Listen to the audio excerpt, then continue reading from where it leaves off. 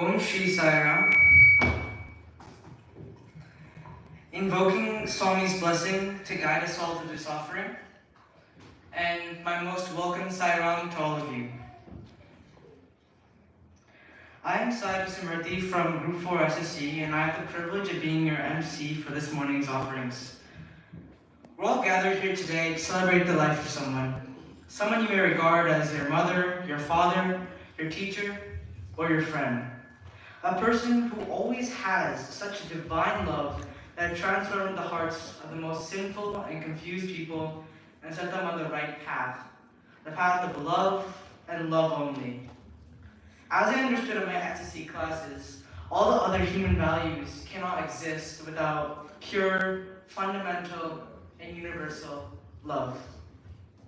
Sri Satya Sai Baba, or Swami, has led his life by being an example, a role model to all who were touched by his absolute purity and his infinite love. He continues to guide us and help us realize who we truly are. I love how he used to address the gathering as Divya Atma Swarupadara, or Prema Swarupadara, which translates to embodiments of the divine Atma, or embodiments of love. Now, the big question at the moment, why do we celebrate Aradhana Day? I've been pondering on this for days, and the best explanation I can come up with was to celebrate his glory and the change that he brought about in the world, and to remind ourselves to live by the ideals he set for us. Now, at the outset, let me thank those of us who chanted Nasadiya Suttam earlier. Also, thanks to Uncle Srinivas, sorry Dad, and Uncle Sudhakar for teaching us, being patient with our chanting, and making Vedam a priority on Sunday mornings. Today, we have multiple offerings to remind everyone of what Swami's teachings are mainly about.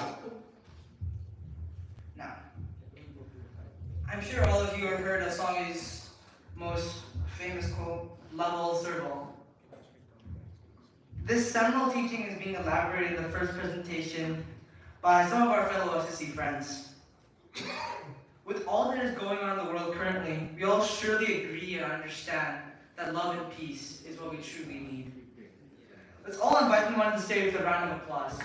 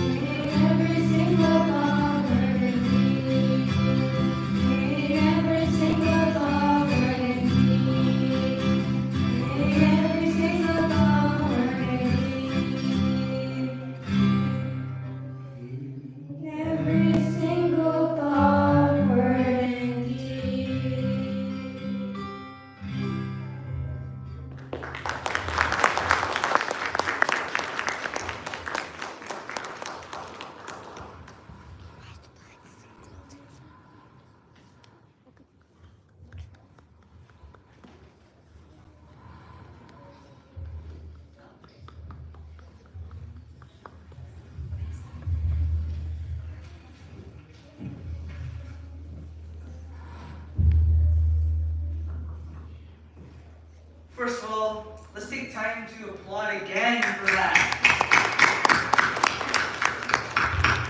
That was really good.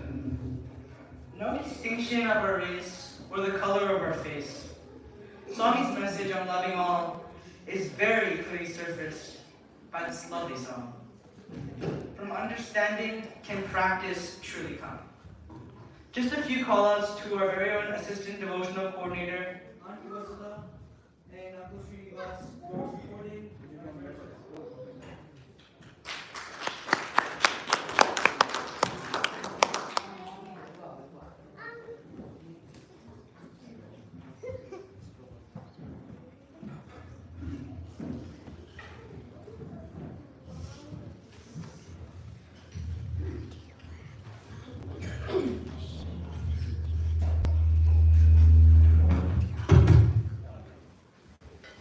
Well, thinking about his teachings through songs is one aspect. Now let's focus on the exact opposite. The art of silence, or as Swami would say, silence. Swami takes silence on a very important level. While looking into this a bit, one quote I got was from one of Swami's discourses. It said, "Silence is not simply keeping the mouth shut. It means getting beyond the influence of all the senses and getting established always in the consciousness of one's own reality." In our center, we started to maintain silence for the past few weeks. But the question is, why? What for? The young adult Samaran SSC teacher, Auntie Renu, are going to go more into the art of silence through a thought-provoking panel discussion. Now, a few words about Auntie Renu. Auntie Renu started coming to the center in the early 1990s and joined as an octave YA and took part in YA dramas and Seva, which he takes very seriously from my experience in SSC classes. She attended the first World YA Conference in 1997 at Prashant Nilia, and she later became interested in singing bhajans as a YA quite well and became the bhajan coordinator for the late 1990s. Then she was an SSC teacher for many years and later SSC coordinator for the last 20 years. The last 4 years, she has served dutifully as secretary of the center, and it's thanks to her hard work that my classmates and I were able to learn so much. Now, sit up straight, keep your phones away, and it's time to focus. As Auntie Renu would say at the beginning of our class every Sunday. Now, a round of applause for Auntie Renu.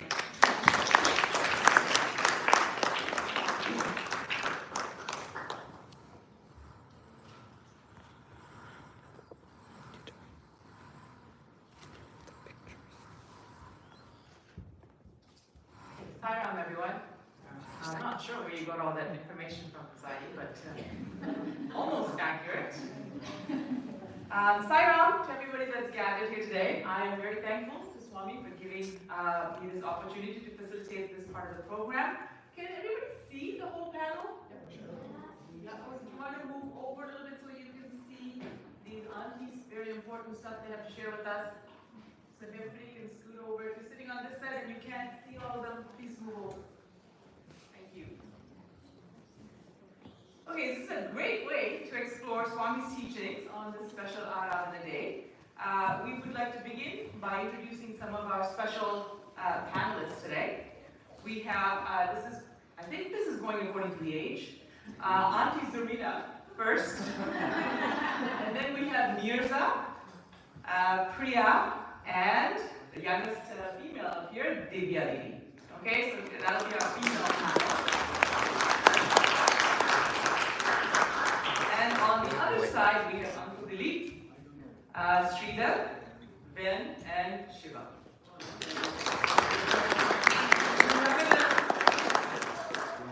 So the topic chosen for today's discussion is silence. spelling. Everybody, if you've got all the emails and stuff, is not the usual silence. It's actually Sai, S-A-I, lens, L-E-N-S-E-N. You know, I've got a very thick lens. Please note the spelling of this topic, and we're going to explore this topic in detail through some very engaging thoughts and discussions. Here's what we can expect for the next hour. All panel members were given their own questions to research before today. So once I read the question, each panelist will do their best to answer the question that they chose. This will leave us about 20-25 minutes at the end to discuss their answers at the end and or to ask for more depth or clarification if you feel like they need to add some more to their thoughts. So as you're listening to the panelists, it's very important to mentally note down if you have paper you can, or some comments or some questions that you may have that's popping up that we can discuss at the end. Okay, so all group 3, 4 should be writing this down, paying attention to the very important topic. So we'll begin with our first question addressed to our panel members. We are going to begin with Uncle Dilip. So if you can pass the mic, Shiva, to Uncle Dilip. Question is, what is silence and how is it practiced? Om Shri Sai. Silence. I have a big list here. So I'm going to refer to it, okay? So a question for you. How many of you feel that life is very busy? Just show of hands. Okay. And how many feel that life is a struggle, constant struggle, challenge? Okay, good. So the life is full of challenges, and some of them are ordinary. We deal with them ourselves, or we reach out to our family or friends. Then there are some special challenges where we have to go to a lawyer, doctor, a specialist, an expert in the field. And then we have extraordinary challenges. And for those, we turn to God, because we can't see anyone else who can help us. Now, when we are speaking with our friends or family, or a doctor or a lawyer, we ask them a question, present our problem, and then we listen. When we go to God, what we do is we pray. That's the first part of prayer, asking. And then we go to the center, a temple, and they say, okay, see you tomorrow. And the next day we go and say, oh God, please help me with this, please help me with that. And God says, wait, I'm going to answer your question. And we say, okay, see you tomorrow. So, if we want to receive guidance, we have to learn to listen. And listening can only is possible if we're silent. If we're not silent, we're blabbering away, our mind is thinking 1,000 miles per hour. We can't listen. So guidance, G-U-I, dance. God, you, and I, dance. Guidance. So anyone who is familiar with ballroom dancing waltz, the leader, the man, he puts a hand behind the back of the partner. It just changes the pressure, or the head, or the eyes. And then the partner knows what to do. That is guidance. Very subtle. It's not no screaming, no nothing. That's how God talks to us. Swami does a lot of mudras. One of the famous mudras, he goes like that. What's the meaning of that mudra? He's saying, what are you so upset about? What are you getting so worked up about? And he's looking at us and wondering about it. The other one that he uses often, he closes his eyes and goes like that. He's telling us, be silent, listen to me. So the silence is got three parts. do it on 3 levels. One is the silence of mouth. Right now, all of you are silent. The second level is silence of mind. Thoughts running through the mind. What am I going to say next, etc. And the third level is the silence of heart. The emotions. If our heart is driven by the 6 inner enemies, then it's like water bubbling profusely, all the bubbles rising. These are the thought bubbles, they're bursting, and our mind is so busy that we don't feel the presence. We're not here, we're somewhere else. So what we need to do is learn how to align or harmonize the body, the mind, and the spirit. And when the body, mind, and spirit are aligned in silence, now we can hear the whisperings of God. Now, the silence is not only related to the sound. The silence is also related to all 5 of our senses. If we are well talked about, thinking about what we want to eat, the taste, or the smell, or the touch, we're not silent. So the silence is not just of the mind, but is of all 5 senses. So what to do? The best way to practice silence, which we have been doing, Aradhana. What does Aradhana mean? Aradhana is a goal.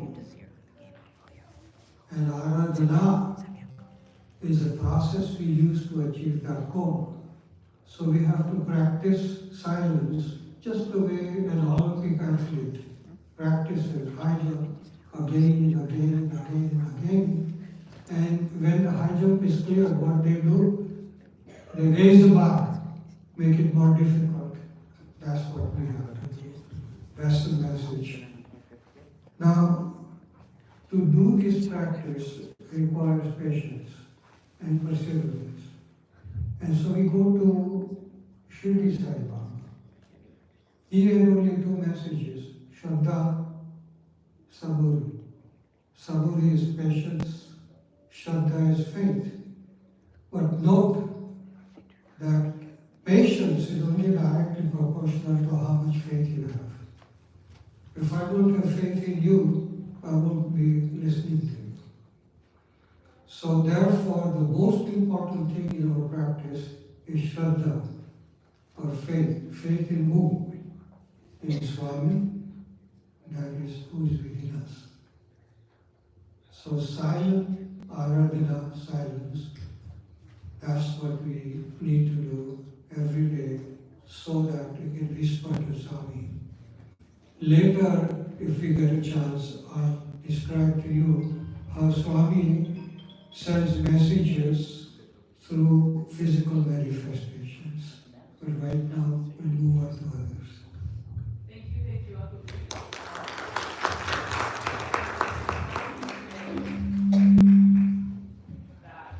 Listening to silence and to work on the silence of the mouth, mind, and heart. There's a lot more coming, so we will summarize everything at the end. We're going to pass our second question to Priya. Priya, the question for Priya is, what are the benefits of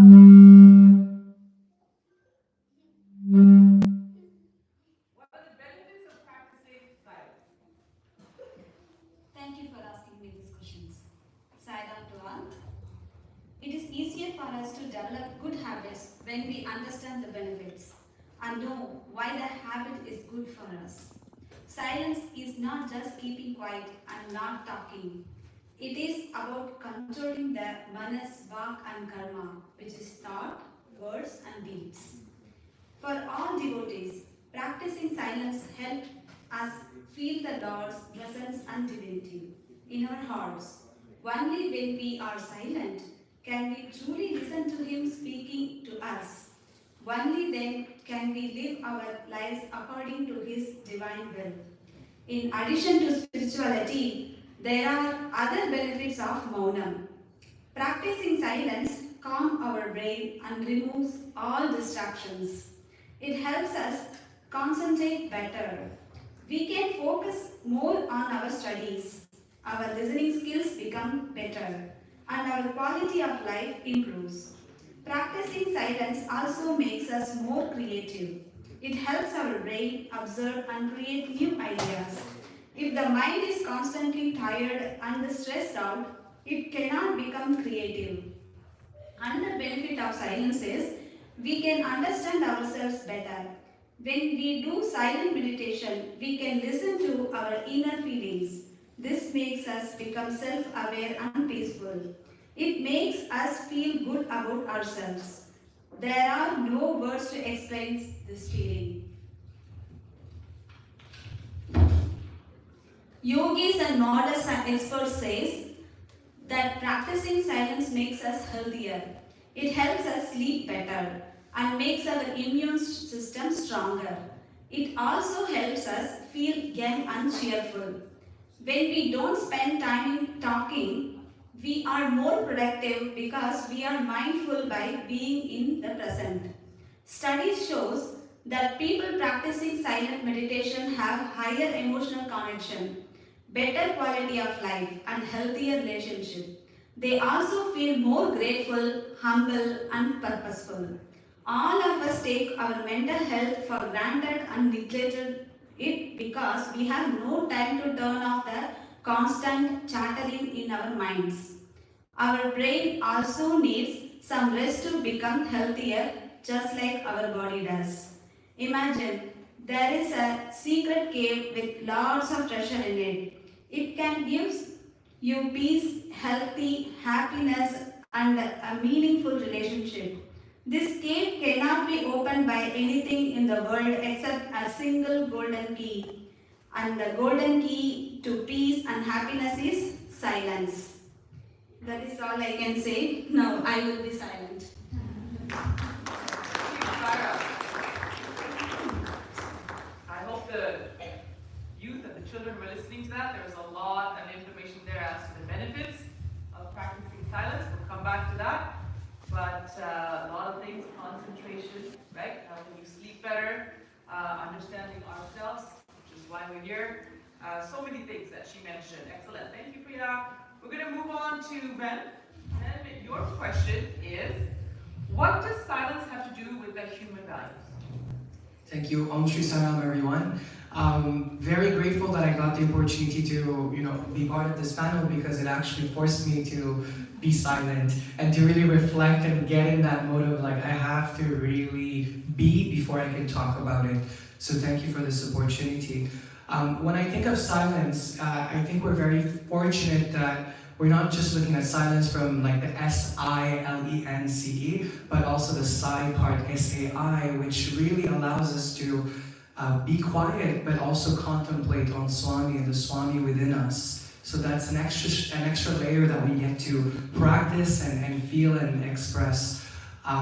Before answering the question, I also want to share a personal experience. I used to do a lot of talking when I was in Toronto and talk at different events and functions. And I took on an oath to do a 10-day silent meditation retreat where I could not talk for 10 days. And I had to be with myself alone in my thoughts and in everything within me within 10 days. And the struggle of having to face ourselves is a big challenge, but a great opportunity as well. And what I want to share is on the flip side of that, it made me realize how powerful we are as human beings. My thoughts were so sharp, my vision was so sharp, my hearing was sharp. I could hear things a kilometer away, I could see little ants crawl. My thoughts, I used to call them $1 million ideas. Like every thought I had, I'm like, oh my God, if I could write this down, I would be rich. But that's not the point. The point is, it makes you a better human being. And for that alone, I think it's a great opportunity. Now, to answer the question with regards to human values, we're very fortunate that Swami has guided us with simple yet so profound and powerful instructions on how we can live the best life we can live. And the human values is a great great approach to doing that. So when I think of truth, right conduct, peace, love, nonviolence, with regards to silence and how silence can be incorporated in each of these human values, starting with Satya, when I think of truth, well, Swami's name is Satya Sai Baba, where the first part of his name is Satya, which is truth. And just having that as an anchor to really being in our minds and quiet and saying, are we really living a truthful life in our thought, words, and actions? Just having that moment of contemplation and to really reflect areas, not from a judgment place, but from a place of really trying to observe and improve and move forward and being the best we can be is a great fortune for us to do that. When I think of right conduct, I think of, we for every action there's a reaction, but I think we can be better than that. For every action, there's an opportunity for reflection and making sure that we're entering a right conduct versus just a conduct. And in being able to be silent, it really allows us to be able to reflect, to really thinking of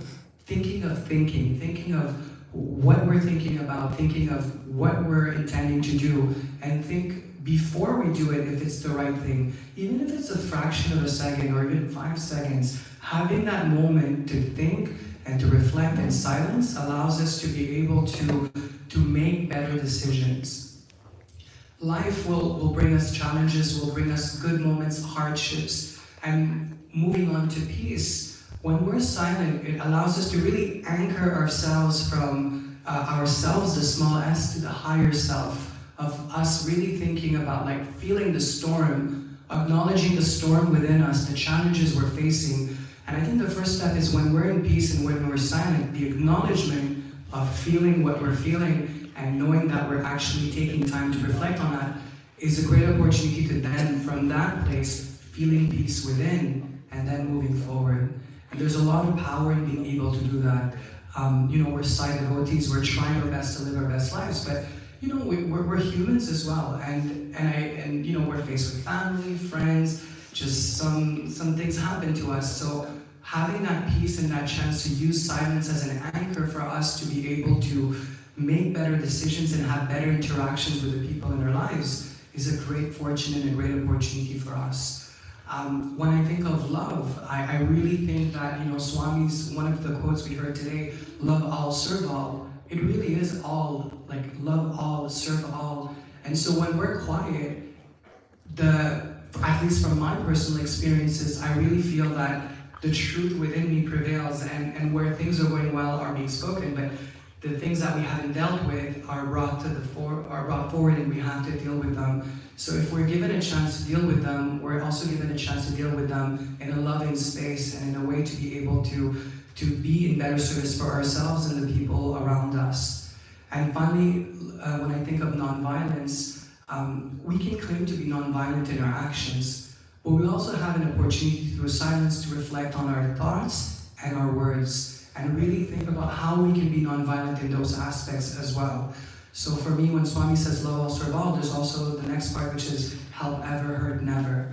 And if we really are in peace in our thoughts and our words, then naturally we want to help. And from a place of helping, we're not going to hurt. And from that place, we can love all, serve all. So silence is a beautiful opportunity. And when I think of human values, that's the human values that Swami gave us, just the word human values, if we flip that, it allows us to value being a human being and to really value that and really use those human values as a way to anchor us to be better in our everyday life. And silence is almost like it's an opportunity for us to stop, reflect, and just raise the bar and be better. So I'm very grateful for that opportunity, and even the responses I heard, the guidance, that's going to stay with me for a very long time. God, you, I, and we're dancing. Life is a dance, right? So I'm very grateful for that and keeping silent every day. Thank you.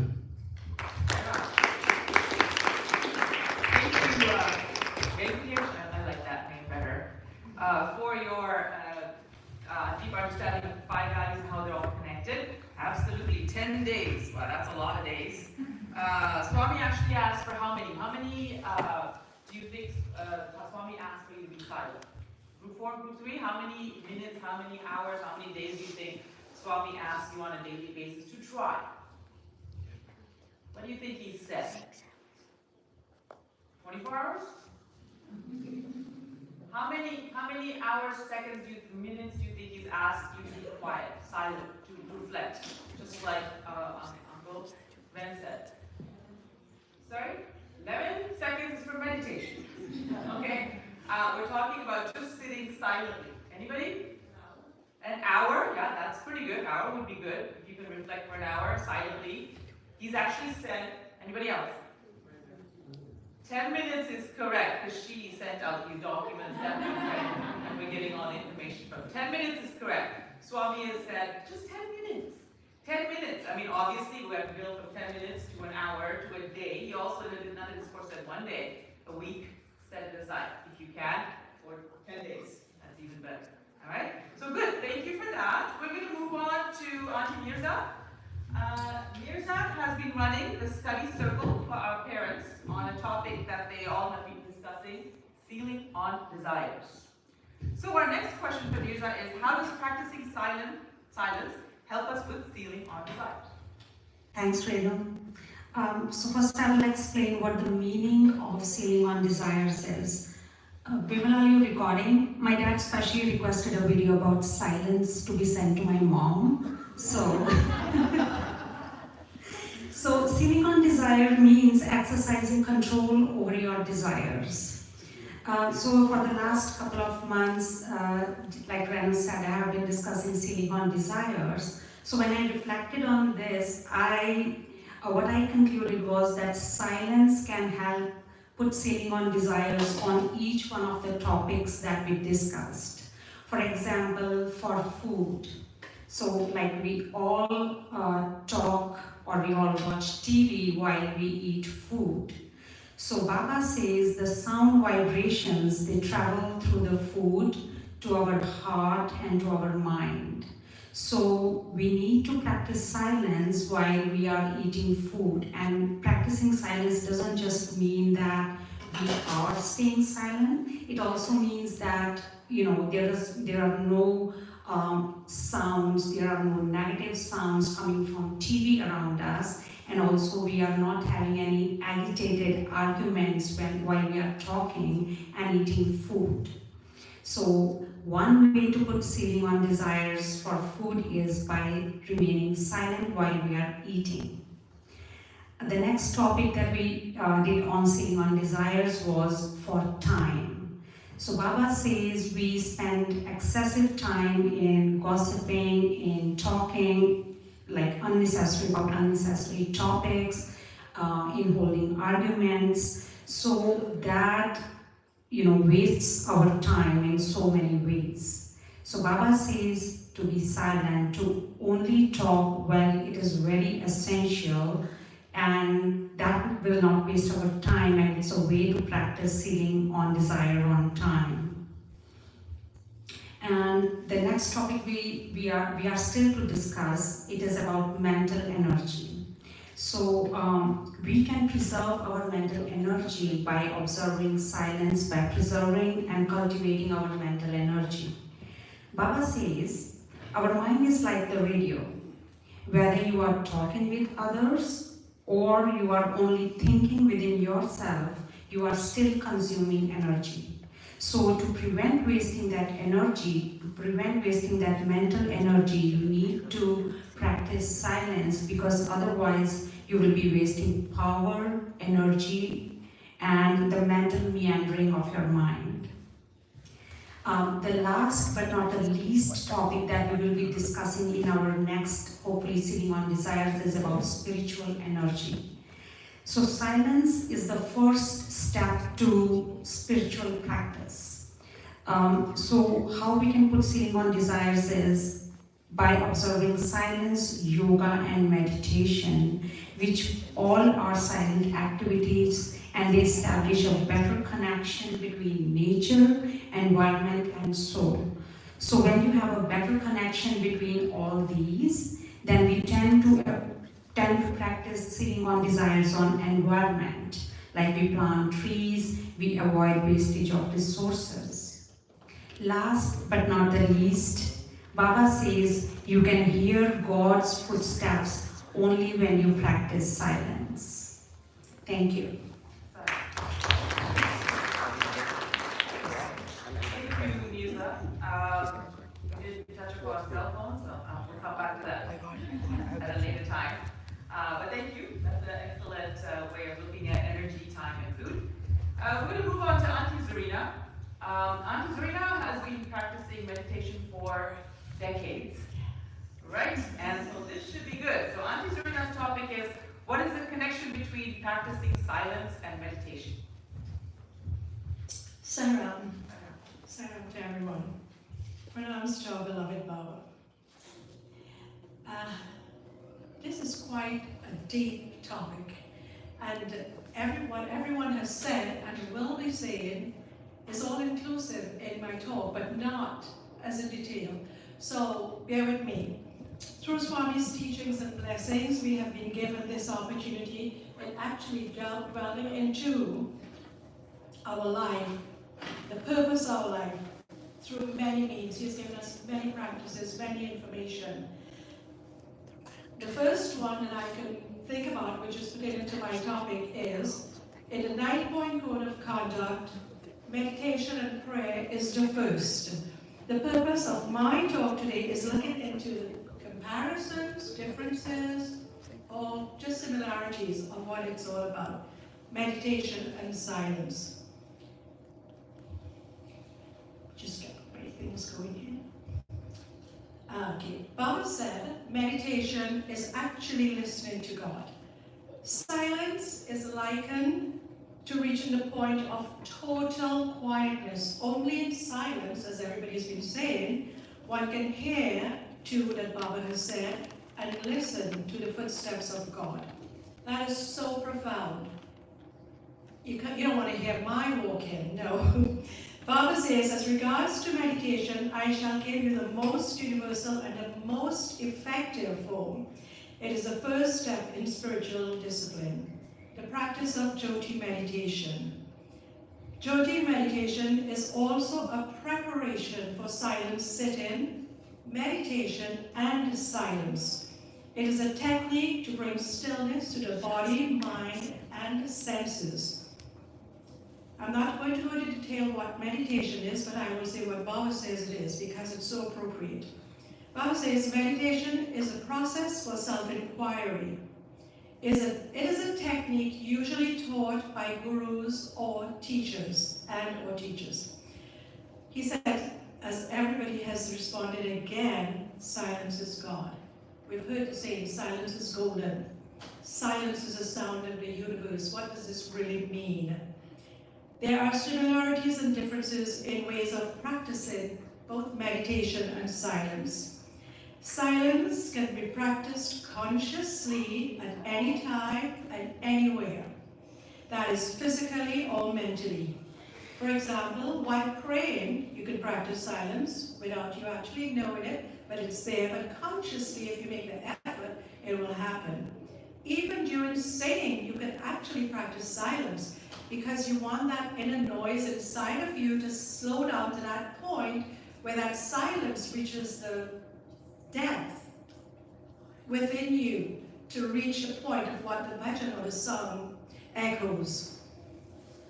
Praying, and then even while cooking, cutting vegetables, Baba said that all the time. Eating, shopping, of course, you can do that in silence. That will help us to buy the most efficient way of anything we want. And in any activity or non-activity, one can maintain silence. Sorry. So the topic today is me to try to figure out how this works. Can I just do this for a minute, please? Forgive me for putting the paper on the floor. So through all of this, I will just go into some of the information of what meditation is. How we can practice meditation. So we know that to be able to meditate, we have to have some sort of guidance. Sometimes reading books and things like that can give us a little bit of but Baba says we need a guru or a teacher to teach us how to meditate, because there are many intricacies of information that we can go wrong in actually meditating. So it's usually practiced in a quiet place, whereas silence you can practice everywhere. However, there are various types of meditation practices. Today, I am speaking about a silent sitting meditation. There are some guidelines for meditation. Physical meditation, or if you want to call it silent meditation, there are certain information for that. Like, for example, posture. Sitting on a chair or on the floor, what is appropriate? Or in bed, or inside or outside. These are information that we get when we actually learn to meditate.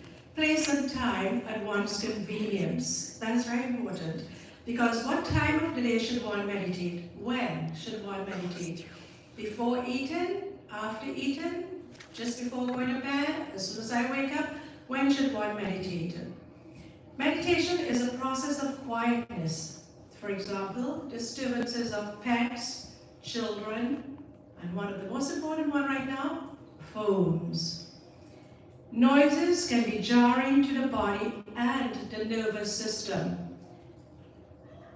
The nervous system is what we're to get into the depth within us of how to quieten the inner body and the outer body. And through the Jyoti meditation, the first practice, when we do that, that is like an introduction to actually get into that point of silence and meditation. So when we do the light throughout the body, it helps us to quieten the mind, the senses, the body, and just getting aware of that soul within us.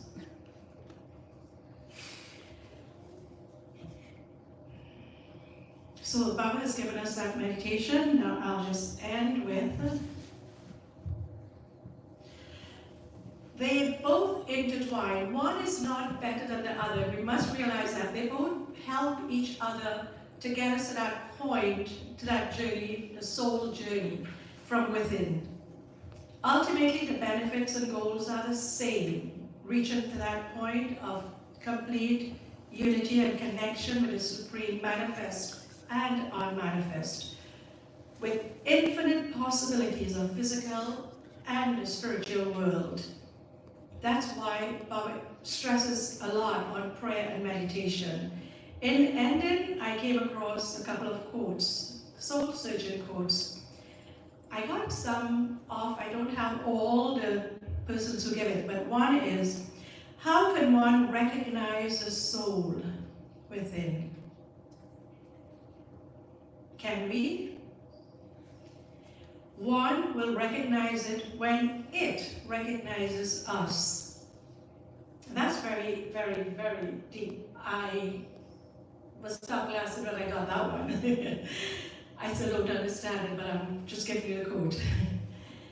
And the Buddha said, quiet the mind and the soul will speak.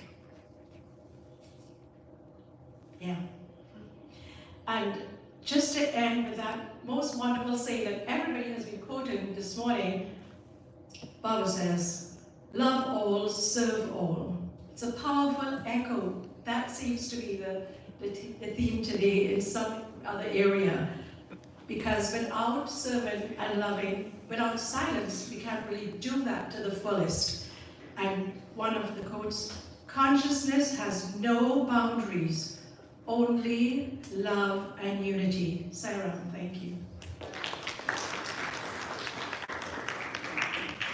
Thank you, Auntie Zurina, for summarizing silence and meditation and helping understand that the goals are the same, but we're all at different levels. Some of us have to sit silently, some of us are able to meditate, and I guess eventually might be able to listen to our soul.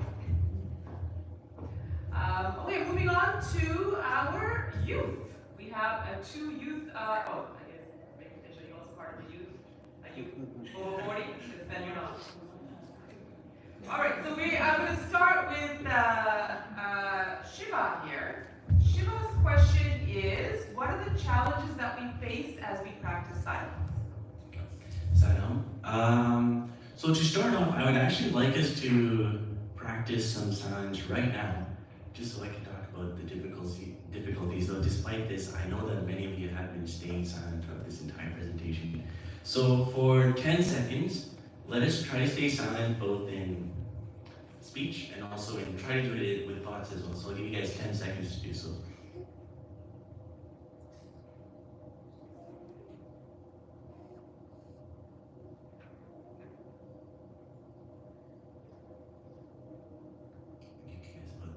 Seconds.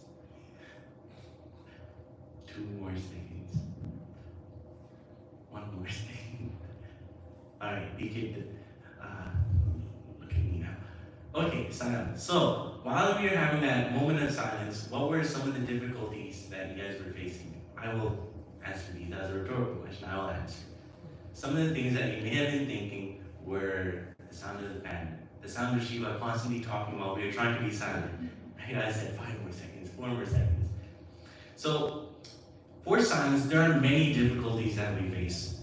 And as Uncle Dilip was saying, we try to keep silent in 3 ways. Through speech, through thought, and through heart. And if I were to summarize this and to say, rank each of these in terms of difficulty, I would say speech would be the easiest thing to perhaps just keep silent. Thoughts would be the second thing, and then heart would be the final thing to keep in silence. Speech in terms of silence is more so easy because we can probably keep ourselves quiet when we need to. We can shut our mouth, we can just do this when we have time. But thoughts and hearts are the most difficult, in my opinion. For thoughts, we have constant thoughts racing through us. For example, as I was asking you to stay silent for 10 seconds, there may have been thoughts for you as to the sounds of the fans, the sounds of me. For me, when I was trying to stay silent, I was constantly thinking of the different things I was going to say next for my portion of this presentation. But in terms of heart, it is very, very difficult to also be silent in your heart because there are many emotions running through you. When you hear a sound that makes you really, really happy, you of course want to be very joyous, right? That heart responds automatically. You can't necessarily suppress it. But when there are things that make you sad or angry as well, those are also things that will invoke an emotion from you, right? And it's very hard to suppress it or to be silent when those things arrive. And so when we come to the topic of difficulty in silence, there also comes to the topic of different methods. One of the methods that Auntie Zarina actually was talking about was meditation. I would say that meditation is probably the #1 go-to when you want to try to be silent, right? And in group 2, for example, if many of my group 2 students are here, one of the main things that we try to practice is meditation, main thing being Jyoti meditation. And in Jyoti meditation, we try to focus on the light and then be silent and then guide our mind through this journey as the light passes through our entire body. And in my days as an SSC student, if I were to take from my experience, I was never able to keep silent in thought or in heart. In my speech, sure, I could keep silent. But in thoughts, while I was in meditation, I kept thinking about the lesson that Auntie Irene was about to teach us. I was so excited. Another thing that I could have been thinking about was how my week was going on, my schooling, any other difficulties in life or very happy moments in life that I was thinking about. These are all things that come up even during times when we try to be silent, meditation. So there are many difficulties that we face throughout these moments when trying to be silent. I think that's around the main portion of what I was going to say. Thank you, Shivaya. You said speech is the easiest one to control, maybe not for some of us, but yes, speech is definitely the easiest one, and then actions. Good. Moving on, we have Divya here, who's been learning and researching some of our super interesting topics for Group 4, including one of them called surrender. So Divya here is to tell us about how does surrender help with practicing silence. Salam everyone. So as many of the other panelists have discussed, our thoughts are constantly running, right? We have one thought that leads to another, and then there's feelings and worry, and it goes on and on related to our past or our future. And so I've personally realized that silence is easier when we are able to surrender our thoughts. And so it's not as easy as, oh, I'm going to surrender this, and so it happens. Definitely not. I'm sure we've all experienced it. Surrender, I found, is a little like a muscle that you have to build and exercise and strengthen. And as we keep doing it, it gets easier. So what is surrender? Surrender is releasing control, or letting go and trusting that it'll be taken care of. Trust here, or faith, is the key word. I don't think surrender is possible if we don't have trust and faith in Swami. And so when I was first trying to figure out surrender and see if I can do it, there were many thoughts that came across my mind. I was like, okay, can I surrender? And so it led me to, do I have the faith and trust in Swami that he will take care of everything? Which led me to think, okay, so how do I develop this trust and faith in him? And that is where I came across a video of one of Swami's students talking about the importance of listening to Swami's stories.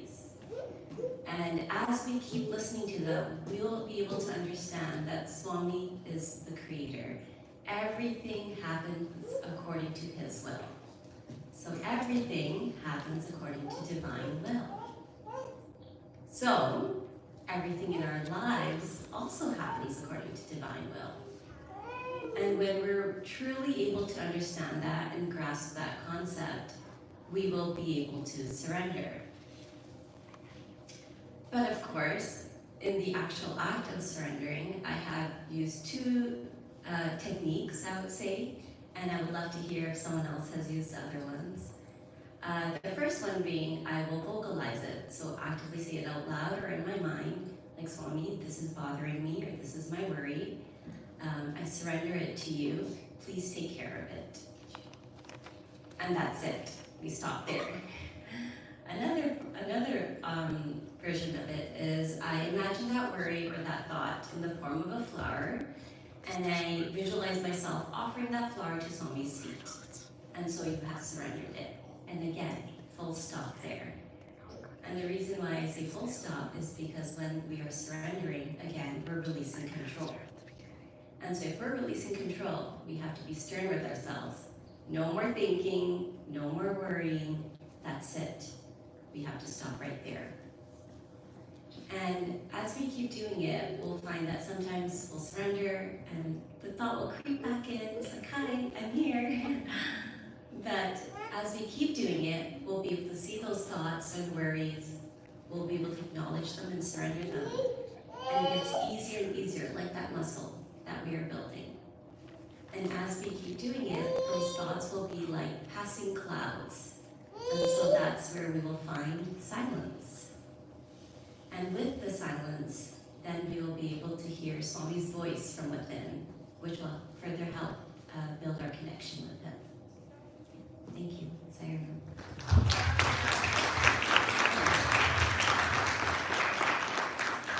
Thank you very much, and thank you for giving us some real-life examples of how you're using this, and that's something that all of us can apply today. Finally, we have Brother Sridhar to address our last question. Once I was watching a discussion online where the question was posed, how do you know that you are progressing on the spiritual path? And one of the answers that was shared was that you get quieter and you kind of become silent and you go within. I have a lot of work to do in that business, and I know a few others here do too. So before we consider that we are on the path, our next question for our future president is, why is silence considered to be the first step in our sadhana or spiritual practice? So, I'm very honored to be with all these panelists and then sitting in front of you. And I think it's the mentioning about the most importance of the silence in the process, like really revealed the most important the new system. So I was just listening to all my panelists, and I was just thinking, what else to cover? Everything they already covered, so I should remain silent probably.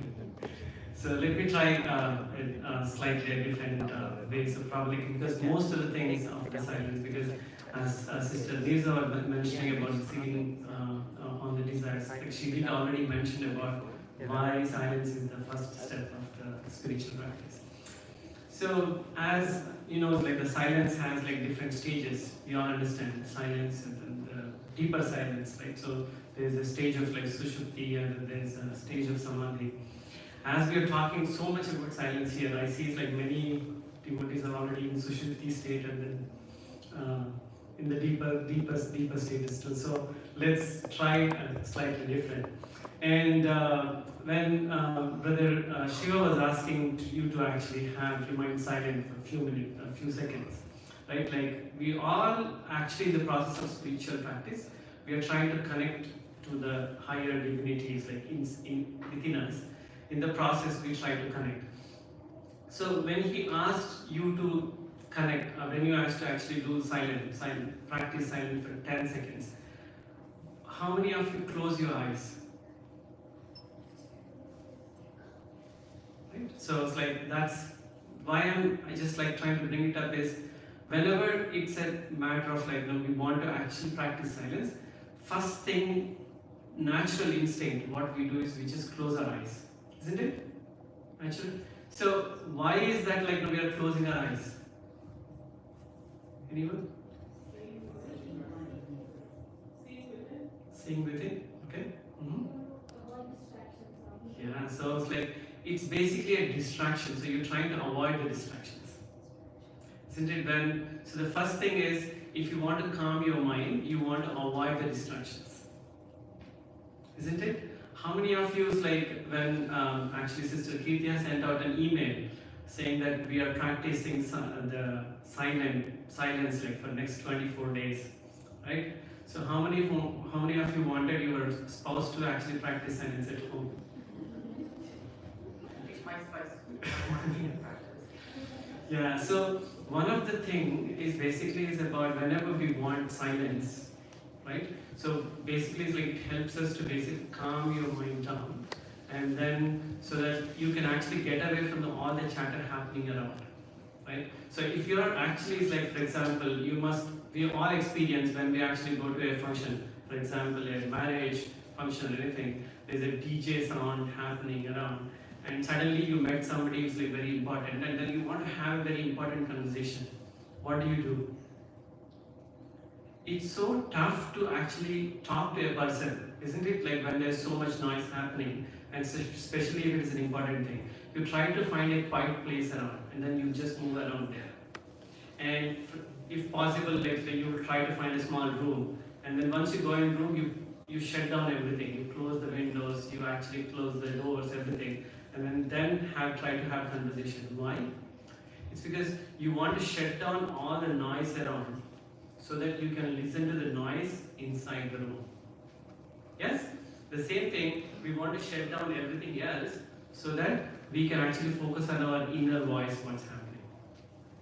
So, as a silence, why it is a first step? Anything else which you might be practicing it, probably now with us 9 parts of the sadhanas, you might be practicing all these things, but unless you come back, the first step which you start with the silence, your journey is not started yet. It might disappoint some of us, because I'm practicing from last 30 years, probably is I'm not taking out time to actually sit for 10 minutes, do a silence every day. But then if you see actually, unless you actually make that effort, your journey is still not started yet. Because there's so much happening around, only when you're actually able to connect inner voice, then only is that some things you will be able to actually start your journey.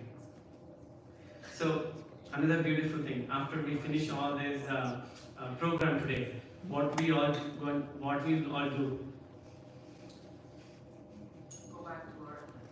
back to our No, before that, in the center. Yeah, we go down and then we eat, right? Isn't it?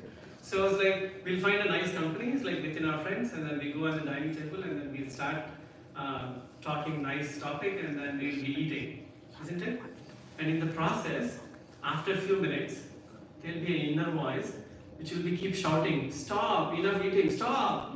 There's no space inside. Stop! Please stop!" But there's like we are so busy talking outside. There's no, this inner voice is not heard, isn't it? It happens many times. So I'm just making it a lighter note. But then the point I'm trying to say is when we have this so much noise outside, there is no chance for us to actually listen to that inner voice. So silence is the first step for you to actually listen to that inner voice. And unless that is not done, your journey is not progressing at all. Okay? And then I think the other most important point comes in is about we all talk about, like at the end of every prayer, we talk about peace, peace, and peace.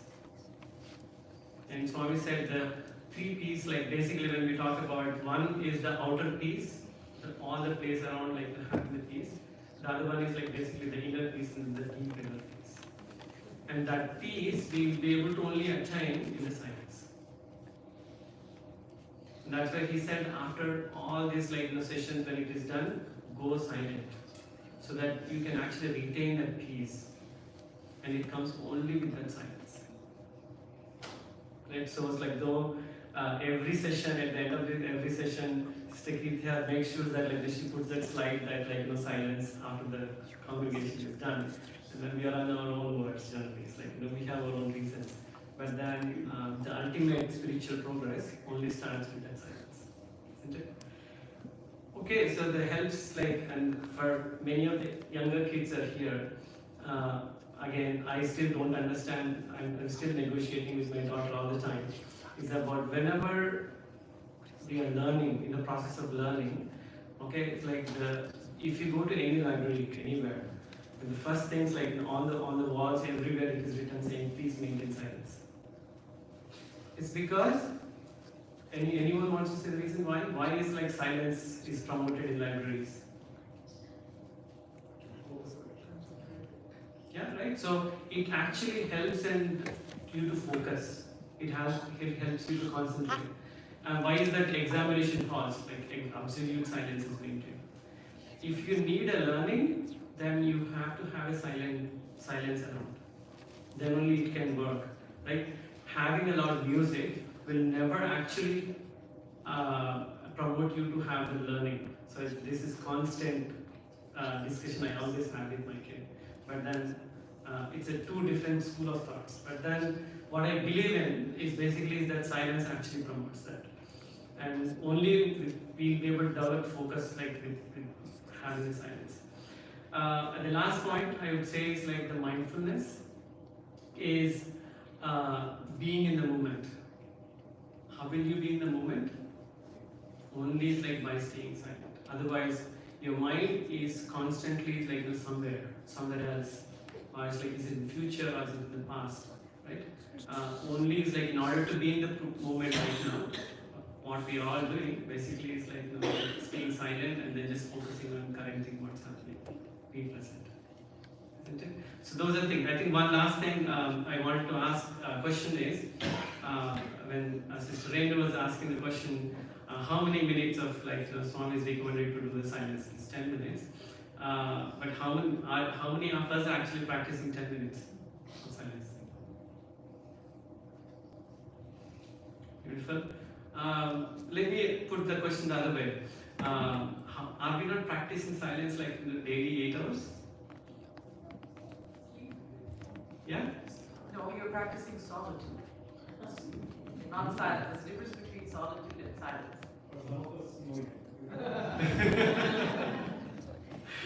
Oh, when you're sleeping? Yeah, while sleeping, I'm saying. So, is sleeping are you being silent? That's my question. No, because your mind is not at rest still when you're sleeping. The mind is still going. It's dreaming, okay. But if you have no dreams on the day, so did you maintain silence?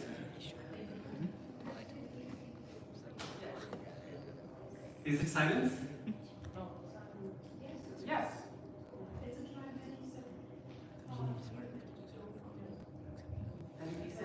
It's a forceful silence problem. So the reason I'm trying to bring it up is basically if you're silent, you'll also slowly fall into the sleep. So it's like it's the other way. But I think the main thing which I wanted to say is the silence actually rejuvenates your body. Silence also gives you strength. It becomes the core source. That's the reason why it is the first step which you have to practice. Just imagine the 8 hours when you're sleeping itself, your body is rejuvenating. When you actually awaken and when you actually maintain silence, and your whole mental body basically is like your thoughts, your mental body will actually rejuvenate. That's what exactly is when this brother was when was trying to bring it up, saying that when you actually maintain the silence, thoughts becomes very sharp, thoughts becomes powerful. It actually is like all your the energy actually is rejuvenates there. So that's all I wanted to conclude, saying that I know most of the points they already covered about the silence, but basically it's a fundamental thing we start with. Unless we start practicing the silence, there is no progress which is actually moving. So it's foundation. Thank you, sir.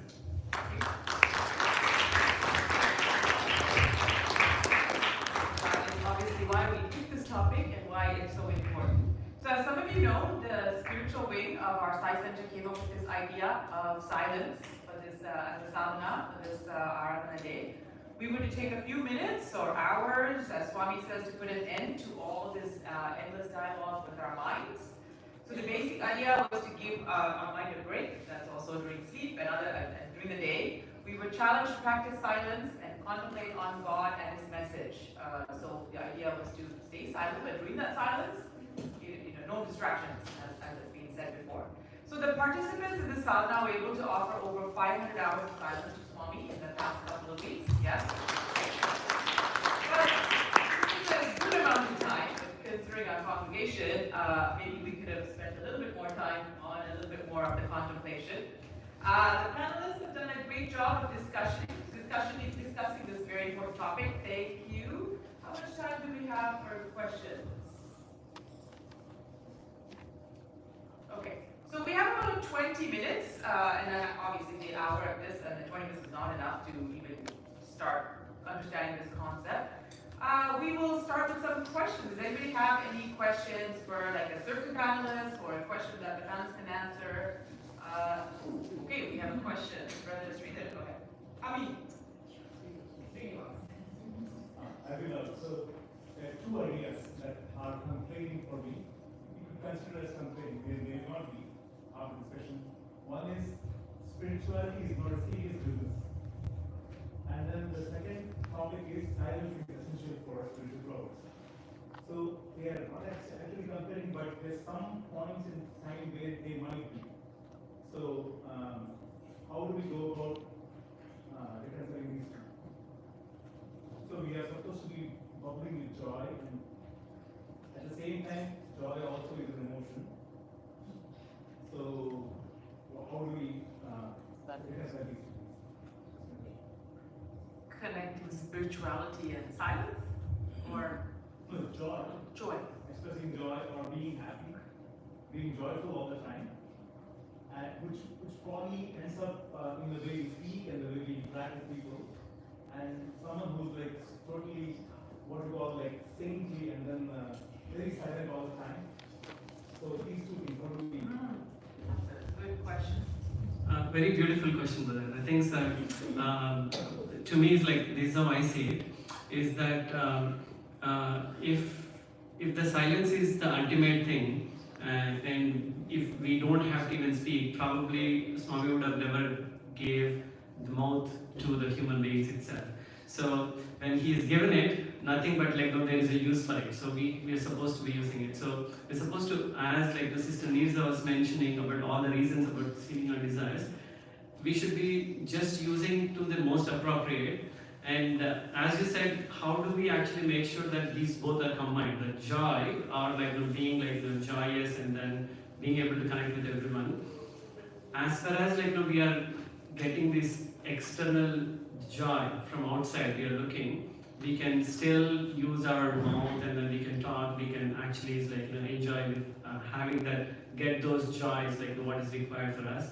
But then the moment you start connecting inner, the silence will actually give you the ultimate joy, because this joy is much stronger and will not be wavered.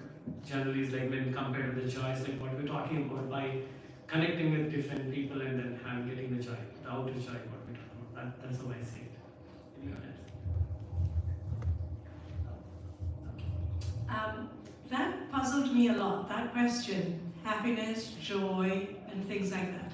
And after going through the Balvikas program and the human values and everything, there were so many synonyms for the same word. And happiness and joy seem to be the same thing. But joy is something that comes from deep within you, that you feel welling up inside of you. It's almost like a spiritual feeling of joyfulness, if one can experience that. And the other part of being happy is something outside is making me happy. I've eaten something, I've seen somebody I love, I've done something. So it's almost like a spiritual and a physical activity with joy and happiness. I'm not giving you a right answer, but an assumption of what I came up with when I was trying to decipher these meanings between all the different human values and the sub-values. There are so many interacting stuff. So I came to the conclusion, you gave me that thought, that joy has to well up from within. I have one simple exercise to give you that can help you I think can help right now. Is that okay if I give that exercise? Probably take 10 seconds, I don't know. Okay, so Sairam, bear with me for a while.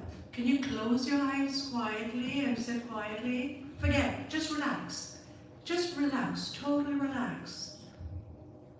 Now imagine that some of us can have a newborn baby in our arms. And the little ones can imagine their favorite toy. The younger ones can imagine their favorite toy or favorite thing. God, just imagine you holding that baby in your arms for the first time. Anybody else's baby, it doesn't matter.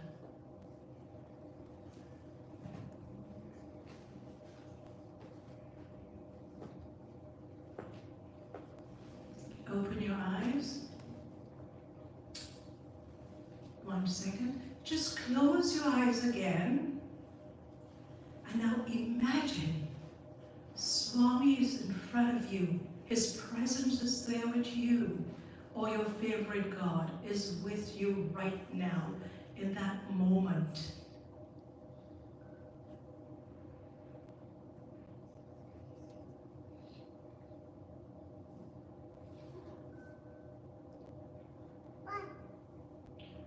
Slowly open your eyes now. Hope it's not too short. Now, did you feel a difference with the two different scenarios? Holding the baby and having Swami in front of you? Did anyone feel a difference? No? No difference? Okay, anybody else? I wasn't looking for it, I was looking for a fan. But at the moment when you were holding that baby in your arms, what were your thoughts? What thoughts did you have? Yes, the baby But- has just come from God. Pardon? The baby has just come from God. Right, good. Come. Carefully, right. What else? It's happy. Pardon? It's happy. Happy. Happy. Heavy. Oh, heavy, that's a good one. That too. Yes. What else? Anything else? Yes? Pardon? Good, that's a good thought. So we had thoughts at that moment about the baby in some form. we had a feeling too, at least I did, that's why I came up with the thought. We have a feeling of, oh my God, creation. Somebody just created this baby. Oh my God. Thoughts went through my mind at a time when I came up with this, and the joy of having it in from within. The joy of holding your child for the first time, or somebody else's baby, or there's a joy that wells up. When Baba came into your presence, how did you feel? What was the feeling at that moment? Forgotten the word. Pardon? Forgotten the word. Sorry. Forgotten the word. Forgotten. Everything was forgotten. You just had Baba in your presence. And I kind of was searching the difference between silence and meditation. Silence is like almost having the baby that come into your place so that you can become that child again when you start your journey, and seeing Baba in front of you is like the end product or the light of where we are going to be or come to. And I think at that point I realized that if I were to focus on something, it's going to help. Like, for example, in the Jyoti meditation, we go through the body to come, Baba gave us a whole scenario of the body, how we have to go through, take the light. But in the end, Baba comes to the light. That's what we try, and most of us try to focus on the light, but it's not a focusing point. What it is, it's an inner point, the light within you, to make that light come within you so that we don't have the distraction. So what the silence meditation do sometimes, the Jyoti meditation, it helps us to be distracted with our sitting posture and things like that, so we can reach that point where the joy and the happiness, when we come out of meditation, we feel we've done something. I hope that was a How about any group 3 or 4? Do we have any questions? Can Go ahead. So- Group 3, 4, coming back to you. So think of a good question, someone. The great example is Ramana Maharshi. He was having that silence all through, like, he was enjoying, he didn't practice. He was living with that. So his that Anandam is, you can see within his eyes. The people, when just seeing his eyes, they just mesmerized and they don't talk even. So they just sit and enjoy that moment. So I always admire with all sorts, like all Mahan's stories, and I always wonder what is making them different between us and them. So finding answer itself, you get this silence meaning.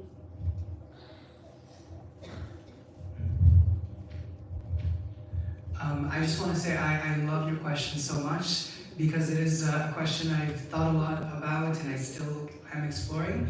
In hearing your question, the first thing that came to my mind is Swami's quote about life as a game, play it. And if we go with that optic and that vision, then we get to be our own scientists, and scientists, S-A-I, scientists, to really see within us what silence can do for us. And it's almost like an athlete, right? Like if you play the game of an athlete, you're like always trying. Discipline helps to put you on the path and to try to achieve something better, to raise that bar. But then there's the part of fulfillment, to feel that, wow, I've done this. I feel like I've meditated for 5 minutes, and then 10 minutes, and then 15 minutes, and being able to be free of your thoughts and everything else that is in the way of silence. So it's just to be that, to see this as a game, but also remembering that discipline gets you to that fulfillment. Answer your question? All right, group 4, do we have any questions? Group 4. Oh, okay, go ahead.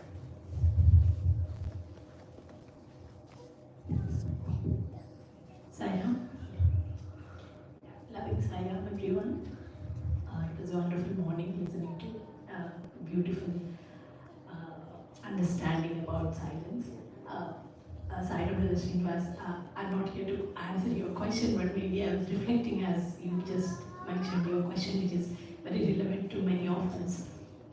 From what I understand from Swami often says, you all are Ananda Swarupas, And I also find it sometimes difficult to translate every Sanskrit word into English, because there are few words I feel they may not be an exact translation to English. One such word is dharma and other one is ananda. We might say joy or bliss, but it actually doesn't translate exactly to what ananda means. And referring to ananda, what Swami often mentions is we are the very embodiment of ananda. And what we are always looking is, as you just mentioned, when we are externally experiencing something, it's not actually the ananda, it is that happiness which is transient. Because today you have something wonderful happening, so you feel happy, and something happens tomorrow, then you feel sad. So this is transient. That's not what ananda is. Ananda is the very source of your being. So once you connect to that, I think nothing externally will impact that state. And that is what I think Sister Priya was trying to mention, that what the saints, many saints in India, including Aradhana Maharshi, they practiced is connecting to that inner ananda. So nothing could really affect their state, irrespective of what is happening externally. And as Van mentioned, playing that game of life can become so much more easier when you are able to connect to that ananda within. So you are just playing your role without being affected, because you're simply always ananda for no reason. I also remember a discussion from Brother Arvind Balasubramaniam, where Swami, where there is a conversation, he was mentioning that, how do you know you are experiencing ananda? Even when you are sitting in meditation, sometimes we do have this feeling, experience of joy and some kind of bliss and all of that. Then the Swami's answer for that was, think if you have any reason that you're feeling happy at this point. Maybe that I sang a bhajan, or I did meditation, or I helped someone. Any reason which is giving you happiness or joy is not ananda, because it has a reason that it is, giving you that kind of emotion. We are simply feeling joyful for no reason. That is when you know that you are at that state of ananda.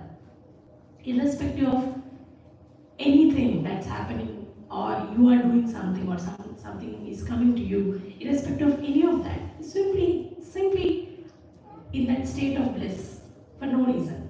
I think that is the state where many saints and sages had experienced in their deep penance. Yeah, that's my understanding, Sarah.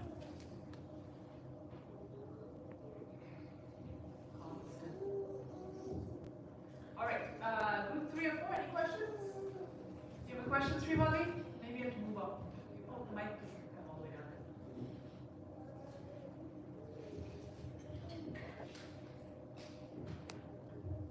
Sarah, how can we use silence to reduce our desires? How can we use silence to reduce our desires?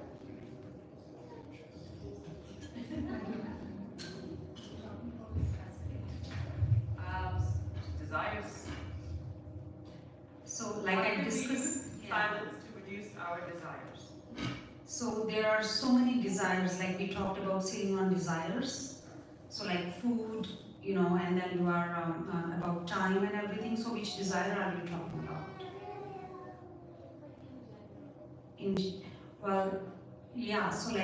So I talked about food. So for like if you're talking and watching TV at the same time and then eating food, so just we can stop doing that. That will put the sitting on desires for food. We are practicing good eating habits. So the more you are staying silent, you are preserving your energy. That makes you more creative, and then you focus on doing creative things instead of focusing on your desires. Right? I'm not sure if I'm giving a correct answer or not, but yeah, Divya has something to add.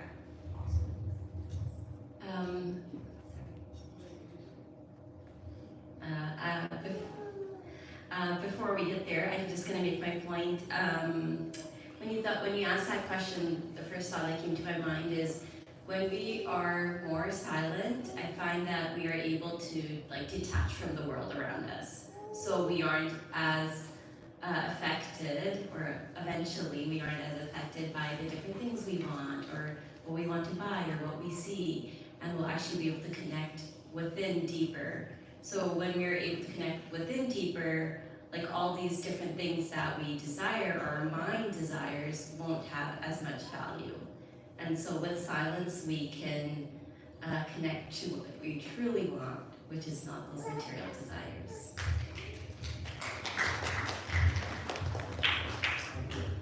Another question, we have another group 3 question.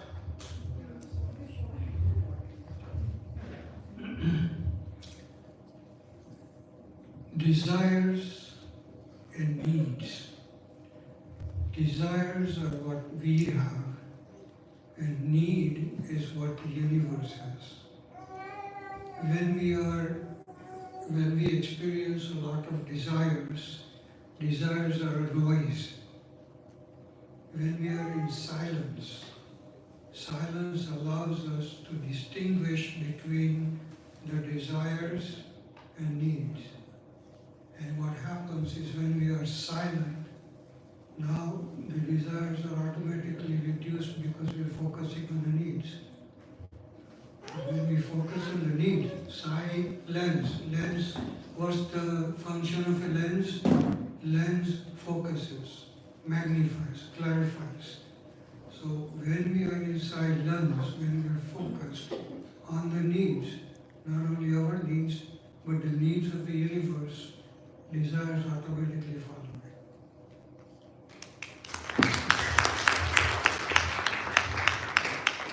I just want to add briefly, what is a desire? A desire comes from a stimuli. You saw something, makes you want it, right? Something triggered you to want something. So between stimuli, there's stimuli and there's a response, right? Your stimuli is something happened, you get a desire, you have to give a response. Am I going to eat that chocolate, or am I not going to eat that chocolate? But the beauty is between the stimuli and the response, you have a choice. And that choice usually comes from asking yourself questions. Any simple question could be, is it a need or a want? Is it something I absolutely need for me to function? Or is it something I desire, a want, which is a desire? And then you make a decision. But you have that, and in silence, it allows you to make that conscious decision.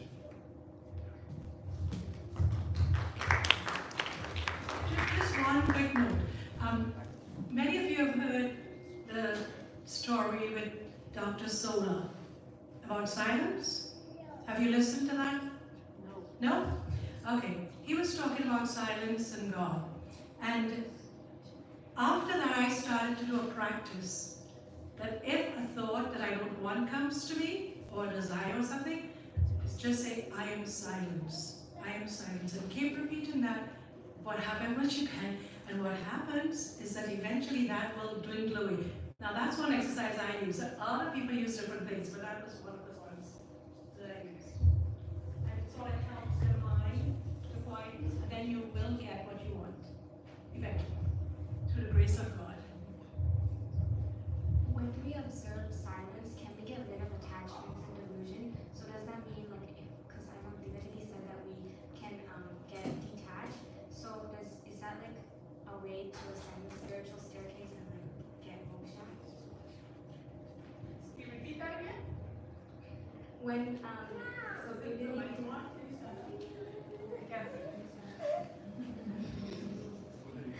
So divinity said that we detach when we observe silence and when we get rid of our desires.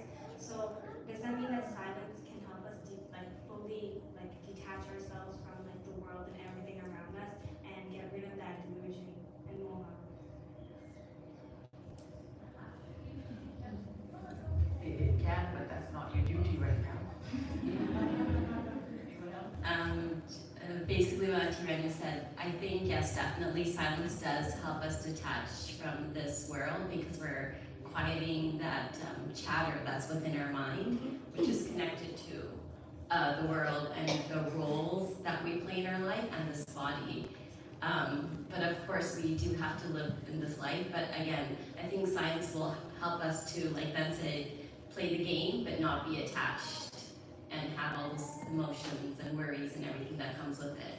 So, short answer is yes. It's a big Vedantic question she asked. So, yeah, we need experts to answer that because it's a long process to understand that level. I have a question. Go ahead. So, from a very young age, we teach our children to perform, to achieve, to go and go and do it, and that kind of thing. Like that's how we teach our children. We need to do that. And we do know because of this essentially, minds of everybody, including adults, is in a constant state of agitation. Because you need to fulfill, you need to achieve, you need to do. And now, obviously, being in the side fold, we do understand. So remember, achieving, performing, getting a medal, getting a seat, getting whatever, is part of the process, and which obviously creates desires, creates all this. So how do you reconcile between these two? How do you reconcile? That's my question, because I see a conflict in this all the time. I can answer this. I'll try. As long as your desires are not hurting anyone, like we talked about this before, right? It's like I want to do good on a test, but I need to beat somebody else. That's wrong. But if you're doing your best and you're like, I'm going to do my best, and I think that's an okay desire, as opposed to competing or saying that I need to be the ultimate. That is, I don't know. Anybody else? Yeah, do your best. The only thing I want to add is when I did the Satyasai International Leadership Program, one thing they emphasized was before the doing, there's the being. So be, do, see, and then tell.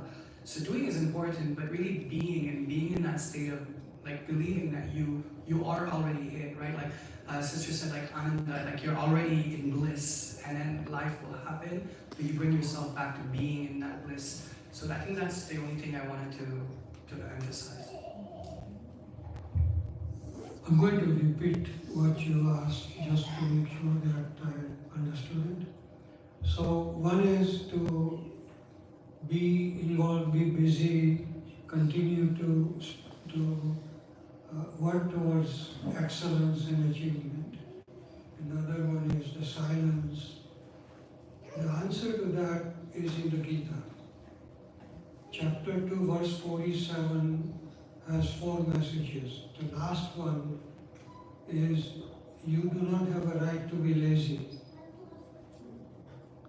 You have to be continue. Arjuna, Lord says to him, you have to work, and you have to work hard, and you have to be occupied, not busy.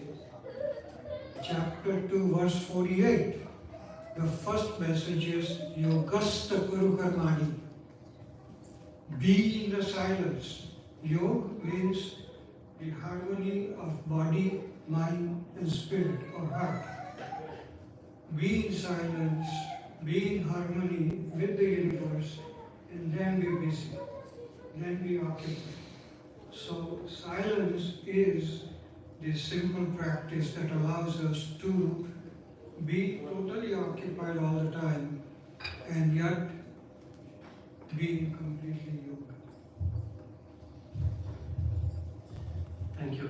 I'll just add one thing. I think all the 3 questions are related, whether it's like silence, how do we control desires, and silence, like how do we get out of the attachments, and then about how do we consolidate these 2. To me, it's like the thought process is that what we are basically is like all these academic achievements or whatever we are asking the kids to do, it's all about learning. And what basically is like what we're talking about is that learning to unlearn. If you actually see, is like any of the main platforms of the cloud presentations, whatever they are presenting, talking about today, they're talking about all is to unlearn. Learn to unlearn. Basically, it's like we are learning to actually achieve things, but basically unlearn to understand that this is all not permanent. What is just basically unlearn. See, it's like what we do is like, we achieve everything. If you see actually all the lives of the famous kings and everybody, they establish the kingdoms. They actually captures, they establish peace and everything. Once it is done, they unlearn. They just leave everything and then go. And then, see, that's how it's like, we actually is like practice. Now, as you were actually mentioning, the behind the Kishore is prompting, said SSC, it's not a joke, it's a serious thing. That's what Swami said is, as we are learning all this process of go and achieve this, we are also is sending them the values of what is permanent, what is not permanent. So that they know when they are achieving it, this is something which I am achieving only is as my goal required. But I know spiritually what is that my ultimate goal is. Both are the parallel tracks. It is a train, we actually travel on this track. If one track is missing, the journey actually is one day it's going to fall down. Yeah, I think that was well said. I want to speak through the question from the sister before. I don't see her here, but hopefully she's maybe up here. She asked her question. Just one plug though for so Sridhar has been leading the discussion on the Bhagavad Vani Wednesdays, and some of us in the audience have been attending, and some of us here have been attending. So we're going to continue with the next topic of silence that's coming up. So we've only touched the surface of this topic in the past hour and 15 minutes. And so if you are interested in joining us, that'll be Wednesdays at 7 p.m. moving forward, and we will delve more deeper into this topic. And we are going to... Are we done? Oh, I was just going to add, but if it's okay. The question was can we achieve moksha, or can we reach enlightenment? From my experience of having not spoken in 10 days, I was so fascinated at how when we were allowed to speak again, I didn't want to speak. The only thing that kept me to go back to speaking is I knew I had life responsibilities and I had to go do that. So Swami says, head in the forest, hands in society, and that's essentially it, right? If we can get ourselves in the practice of being silent every day, that is the best duty we can do for ourselves and service in society. But can we achieve moksha? Yeah, I think that's definitely a possibility with silence, which is a tool already within us. Okay, so with that, I think we're going to conclude our discussion today with the panel on silence. Again, we'd like to thank every single one of you for being part of the silence panel. So we're going to finish our prayers. So thank you so much. I'd like to share a real life story about silence and how Swami works. So I met these two ladies who, without going into too much detail, they had a near-death experience in which Swami guided them, one of them, to go back. Your time hasn't come. And they said, okay, we'll do that, but provided two of us can hear you the way we are able to hear you now, the way you are able to hear me now. And Swami promised them that, yeah, okay. But there was a price they paid. Then Swami started telling them to do this service, that service, go to such and such house, such and such person, and he would even guide them where to take a left turn, right turn, etc., where the house is, what the names are, and what service needs to be done. So this went on, and one day when they were driving, Swami said something to them, that do such and such. And this was mind-blowing. They couldn't believe it. So they said, please repeat it, because we don't know if you are hearing it right. He repeated, and finally they said, no, we still don't believe it. Give us a physical sign. This is what you want us to do. Just when they finished saying that request, a white Mercedes-Benz went from the right lane, cut into the middle lane, into the left lane, took a left turn and disappeared. They just had enough time to see the license plate on the Mercedes-Benz. License plate said Trust me. That's how Swami works.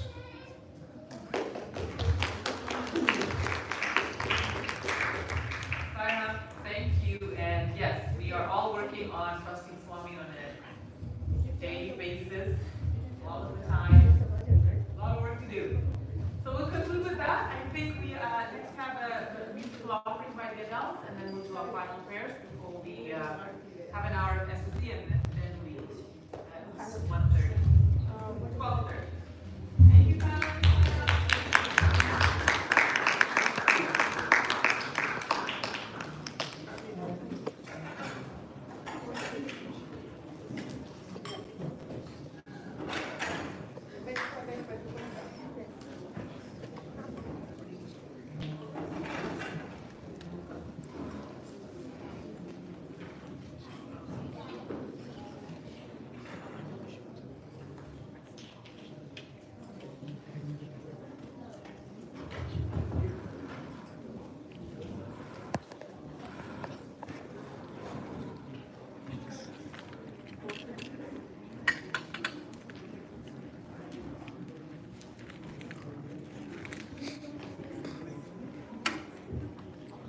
Well, that was a very interesting discussion. One of my most favorite points of this panel discussion was the importance of surrendering thoughts and trusting divine will while being silent. Surrender has always been a major aspect of my life because my mom listens to a lot of Aradhana Subramaniam on YouTube, and she likes his talks a lot. So out of just pure interest, I just drop by and hear some of the videos she sees. And one of the videos that she constantly sees every day is Swami's prayer of surrender. And I feel like it links a lot with this. I feel like silence links a lot with this aspect based on my knowledge and what they presented in the panel discussion. Now, moving on to our very last offering, we have two songs offered by a few adults, which include Moko Kaha and Maitri Majita. I had the chance of listening to their practice sessions, and trust me, it's really good. Please note that after the songs we'll have Arti, and now Auntie Rishima to explain the meaning of this fabulous musical offering. Auntie Rishima? Okay.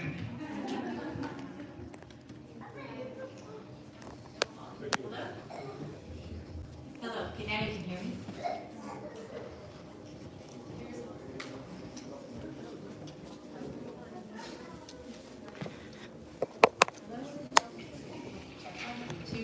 Now you can hear me? Yes. Okay, here, now you can hear me. There's no need to search for God. Have faith that God is within you. When you have faith in God, you develop love. In spite of the different approaches of all religious and philosophical teachings, it is very clear that the all-pervading, omniscient, omnipresent factor is finally God. Due to our customs, traditions, languages, we only address him by various names. Yet, it is also true that in spite of this awareness, we spend a lot of time in arguing about God and trying to impose attributes. In the following composition, Great Master Saint Kabir highlights the underlying principle that God is everywhere. Saint Kabir reveals the various search patterns adopted by mankind in this composition, and each one seems to be justifying his chosen method. Some say God will be realized through pilgrimages, while some justify the idol worship. Some say he is up in the mountains, while some believe that he is in places of worship. Some proclaim prayers and meditation as the path, while others believe realization through fasting. Many talk about yogic exercises and renunciation. Kabir says, God is not in any of these. God is ever present in the unwavering faith within you, irrespective of which method you choose to realize him. In his typical mystical ways, Kabir shows us the omniscience of God. This composition also reflects similar words of Jesus in the Gospel of Luke, chapter 17, verse 20 to 21. And when he was demanded of the Pharisees when the kingdom of God should come, he answered them and said, "The kingdom of God cometh not with observation, neither shall they say, Lo here or lo there. For behold, the kingdom of God is within you." And also strikingly similar to these verses from the Quran, "Whosoever ye turn, there is the face of Allah." And "We are nearer to him than his jugular vein." And finally, "He is with you whenever you are."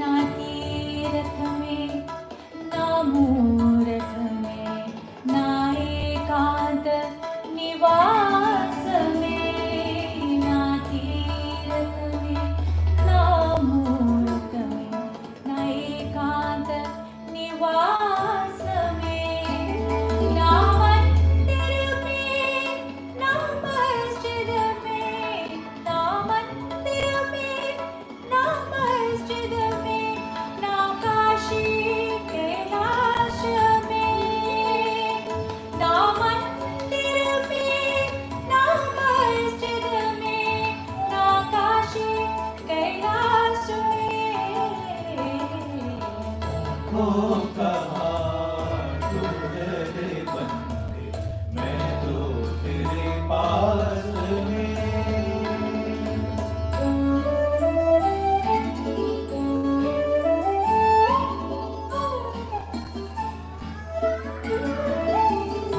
ना मैं जप में ना मैं तप में ना मैं व्रत उपवास में, ना मैं जप में ना मैं तप में ना मैं व्रत उपवास में, ना मैं क्रिया कर्म में रहता, ना मैं क्रिया कर्म में रहता, ना योग संन्यास में, ना मैं क्रिया कर्म में रहता, ना योग संन्यास में। हो कहाँ तुझे बंदे, मैं तो तेरे पास में।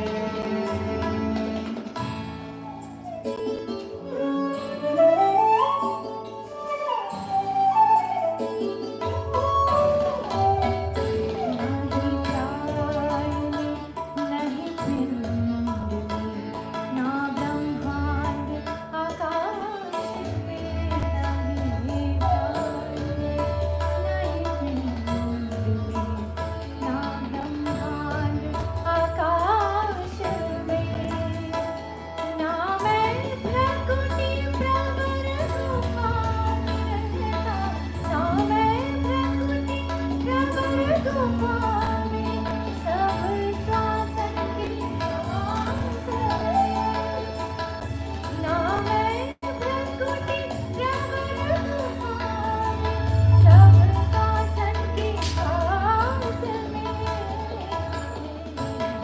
हो कहाँ तुझे बंदे, मैं तो तेरे पास में।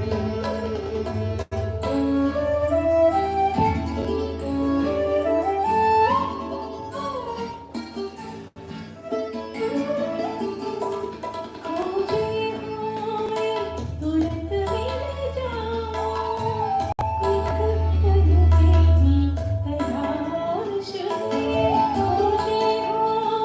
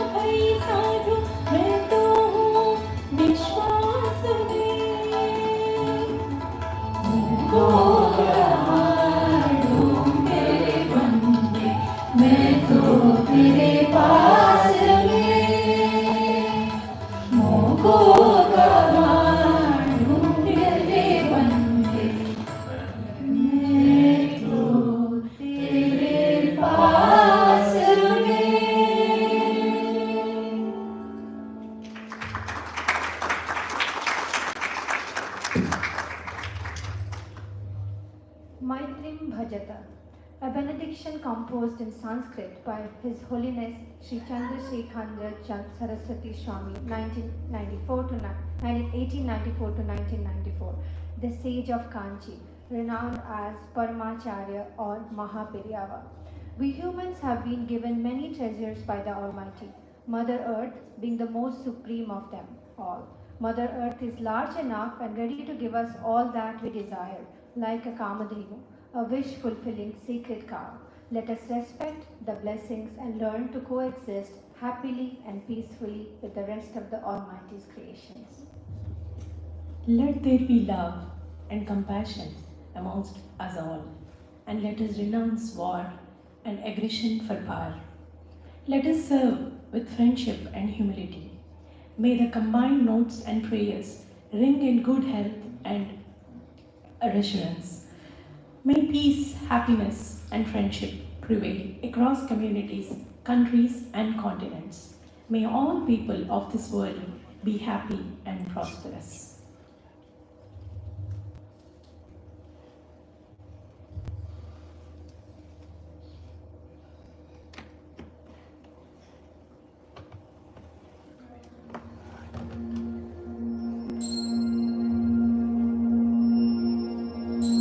मैत्री भजत अखिल जेत्री मैत्री भजत अखिल जेत्री मैत्री भजत अखिल जेत्री मैत्री भजत अखिल जेत्री आत्मवदे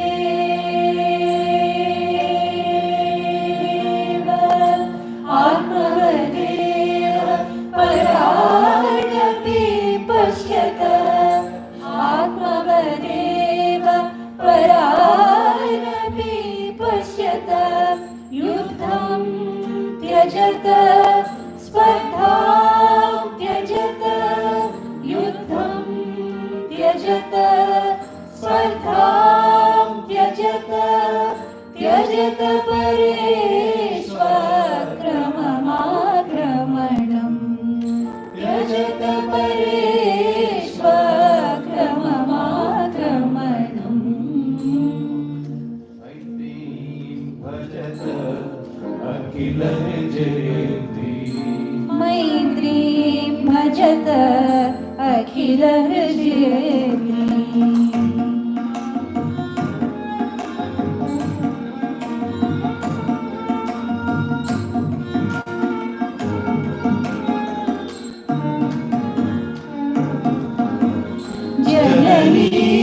पृथ्वी कामदुघास्ते जननी पृथ्वी कामदुघास्ते जनको देवः सकल दयालु जनको देवः सकल दयालु दाम्यत दत्त दयध्वं जनता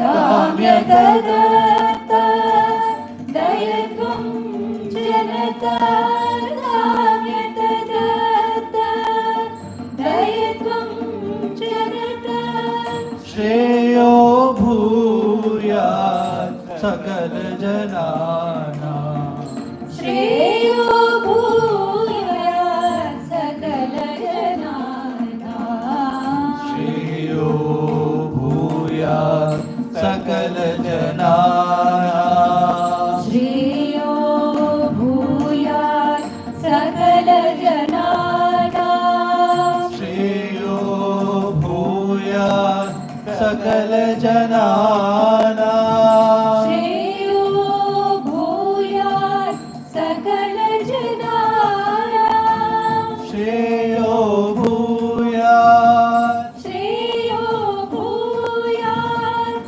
श्रेयो भूयात् सकल जनानां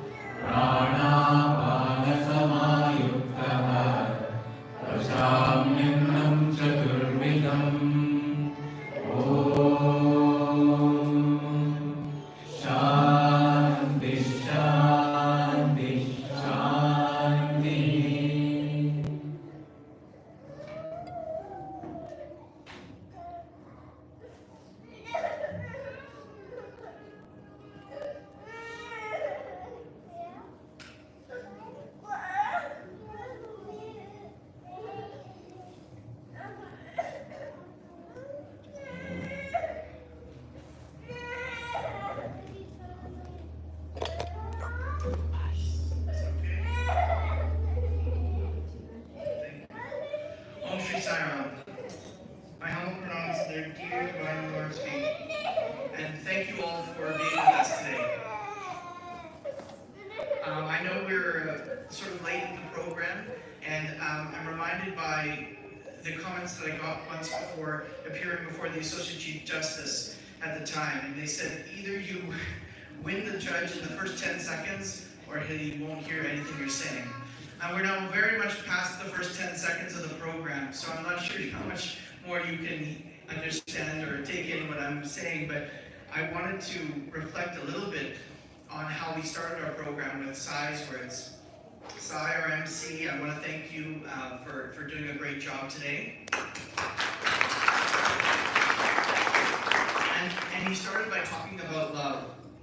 And Bob has said, love is divine. Love all.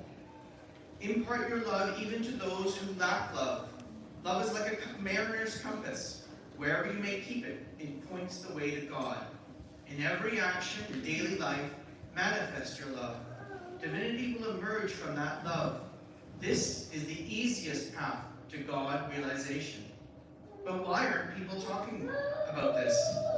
This is because we are so obsessed with the misconception relating to the means of experiencing God. They regard God as some remote entity attainable only by arduous spiritual practices. But God is everywhere.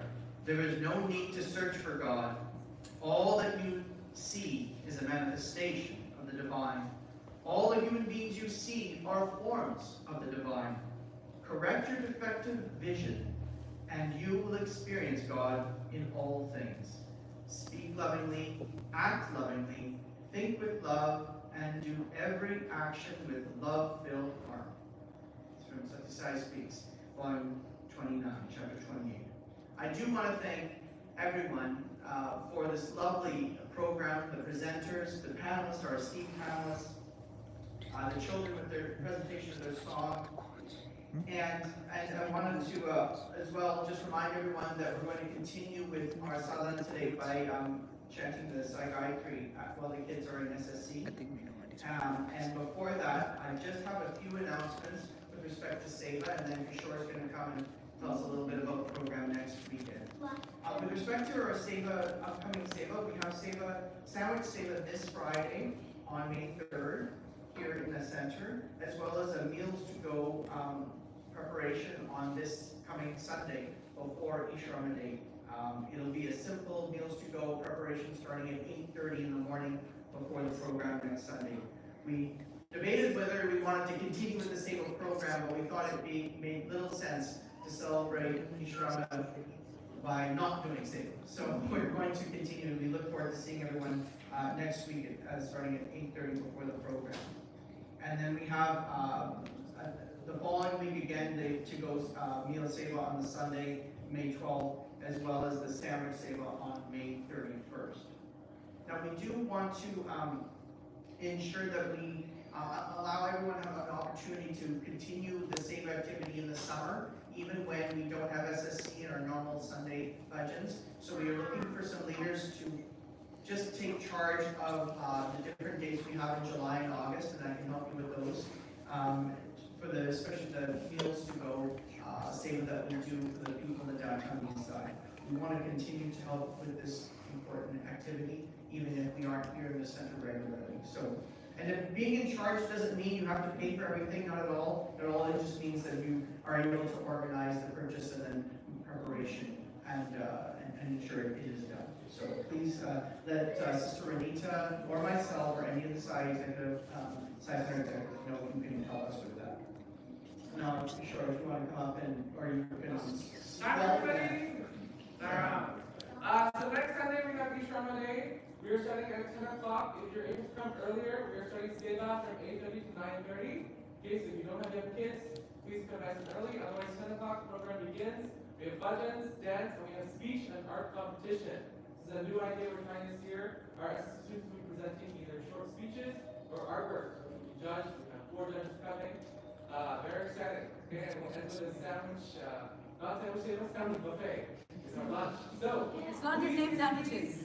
Yeah. Please make sure that you come out next Sunday. We'd love to see you. It's one of our biggest SSC celebration. There's no RSVP. You can come, bring your friends, and we'll see you next Sunday. SSC, let's go to class now.